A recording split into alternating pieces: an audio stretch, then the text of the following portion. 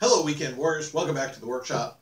Hey, a few weeks ago, before I started that last series of videos where we made jigs and plates and stuff like that, I was going through my garage, looking at my storage and stuff like that, and realized, I got a lot of wooden boxes.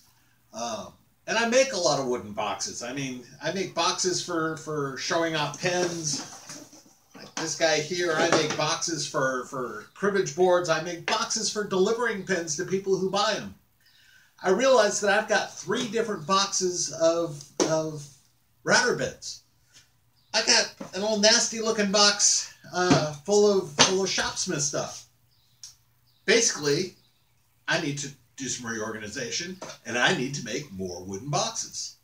So that's what that whole lead-in series of videos was for. We're going to do a series of videos of boxes and box joints. Different joints we can use to make different boxes for different applications. And so today we're going to start doing that.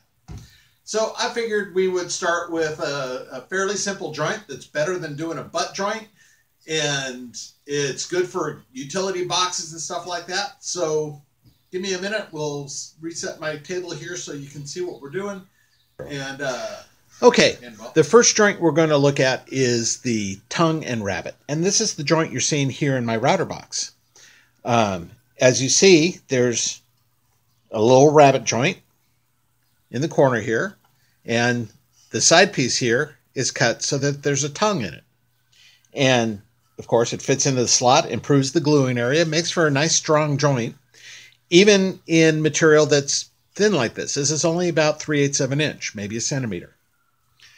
So this is the joint we're going to work on today. And all we're going to do is set up these joints, set up the sides. We're not going to worry about tops and bottoms right now because we're going to look at a few different joints as we go along here. But today, it's going to be the Tongue and Rabbet. So let's go over and see how we set that joint up, and then let's make ourselves a test subject. So here we are. We've got my 4 blocks for the 4 sides of the test box that I'm going to build. And I always build a real small test subject just to make sure I get the technique right and my glue up is good and I've got everything I need to do the job. So I always do 1 small box to start.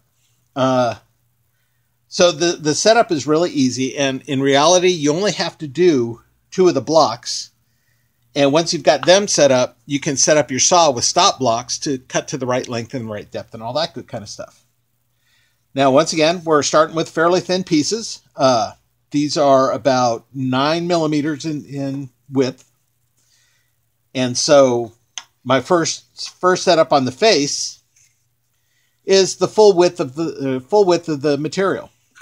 So it will cover up nicely.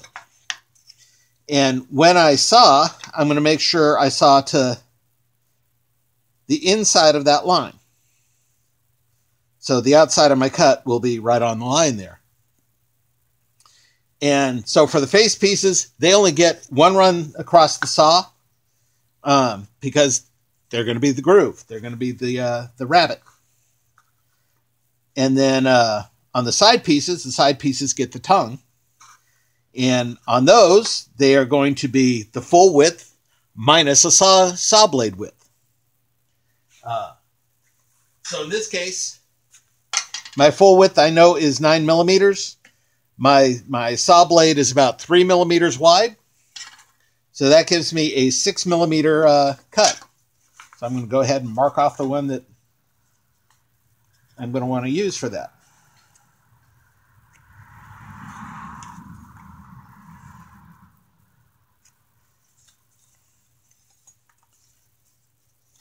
And I'm just marking both sides just because I can never remember which one's going to go against the miter gauge. Okay, and just for the heck of it, I'll go ahead and make sure I got a couple marks so I can tell what's ended up. There we go. So there's my other face, there's my other side. Here's my 2 blocks to set up the miter gauge. So now it's just a matter of setting up the miter gauge and making the cuts. Hang on. 0. All right, so now I've got my miter gauge set up with a stop block, and we'll just do a quick double check here. I'm going to run it up to the tooth, make sure the tooth is just shy of my line. That'll take care of any run out that my saw blade might have. The depth I've got set to 9 millimeters minus the width of the saw blade, so it's about 6 millimeters deep. So it's about the same as the cut we've got for our sides.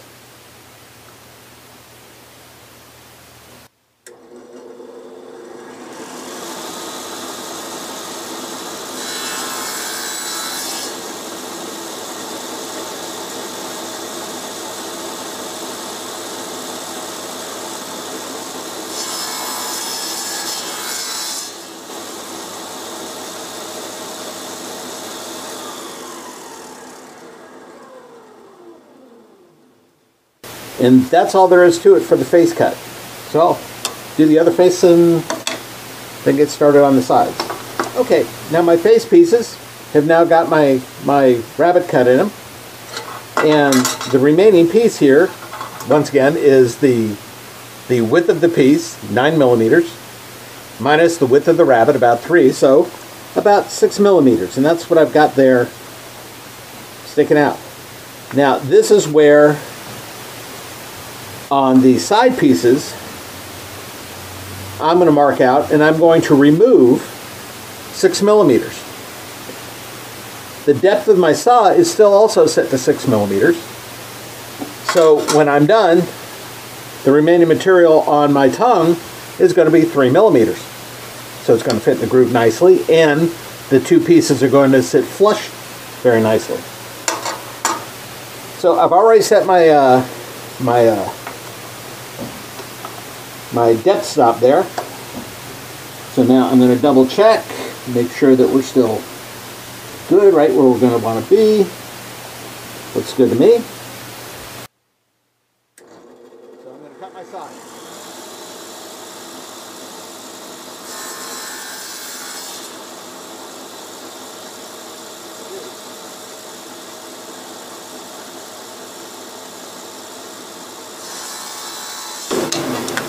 Okay, now that I've got the initial cut in the side pieces, what I'm going to do is I'm going to get rid of the depth stop. And I'm going to go ahead and use the table saw to nibble away the remaining material until my tongue is exposed. I know something my mom said I should never do is sticking my tongue out.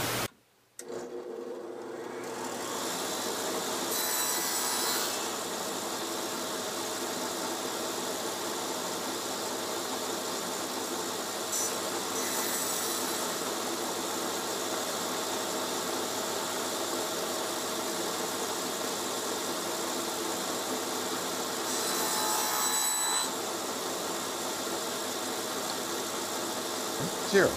All right, I got all my pieces cut here for this test. I screwed up a little bit here and there, but I think I got the technique well enough. So now assembly.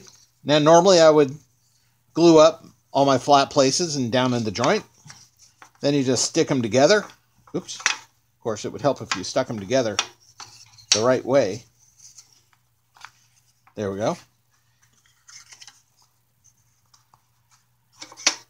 You stick them together. Once again, helps when you do it the right way.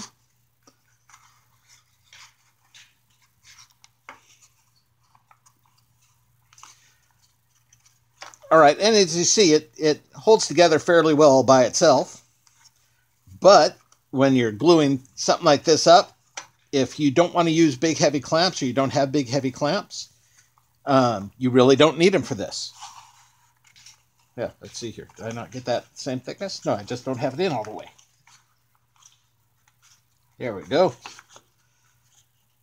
A couple of them are a little tighter than they ought to be.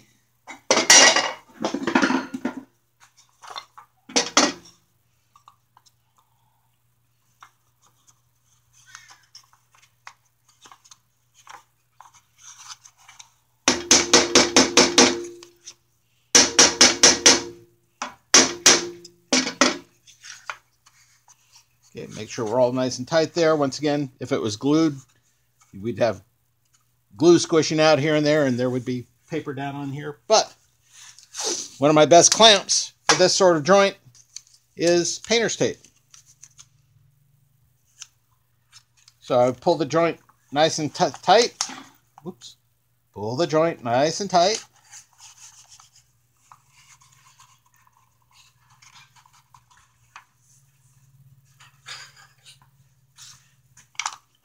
Check the square and move on.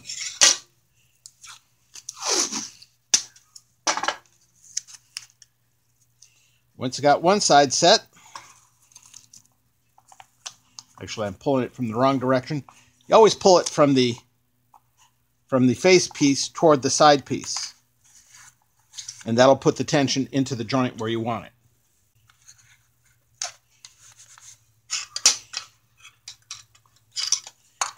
And then checking square. My opposite corners are square. That means would have a pretty square little box. All right, so that's the test piece. Now I'm just going to go ahead and off camera, and I'm going to cut the piece for the box I'm going to use for all those router bits I've got. And well, I'll get back to you. Okay, my glue is dried. My painter's tape is out, and here I have the carcass for my new router bit box. It's going to take care of all my 1/4-inch router bits and my 1/2-inch router bits. They're all going to be in one convenient spot.